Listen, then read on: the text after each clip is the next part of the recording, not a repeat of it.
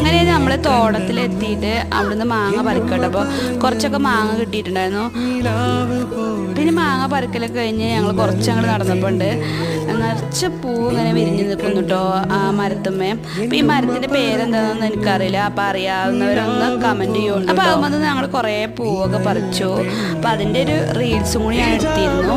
അപ്പോൾ അതിനി വേറൊരു വീഡിയോയിലിടാം.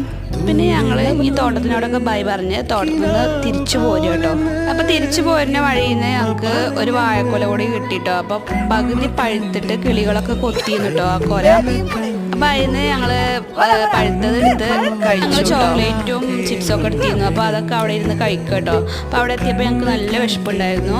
അപ്പോൾ പിന്നെ ഞാൻ കുറച്ച് അങ്ങോട്ട് നടന്നു പോയപ്പോൾ പഴം കിട്ടിയത് കേട്ടോ. അപ്പോൾ മുള്ളൻപഴം നിങ്ങൾക്ക് അറിയാവുന്നവരൊന്ന് കമൻറ്റ് ചെയ്യുള്ളൂ കേട്ടോ. നല്ല പഴുത്ത പഴമായിരുന്നു കേട്ടോ. അപ്പോൾ ഞാൻ കുറച്ച് കൈ പിടിച്ചു. അപ്പോൾ അഞ്ചുട്ടി ആശ്ചര്യത്തോടെ ചോദിക്കേണ്ടത് എന്താണെന്ന് അവൾ ആദ്യമായിട്ട് കാണാൻ കേട്ടോ അത്.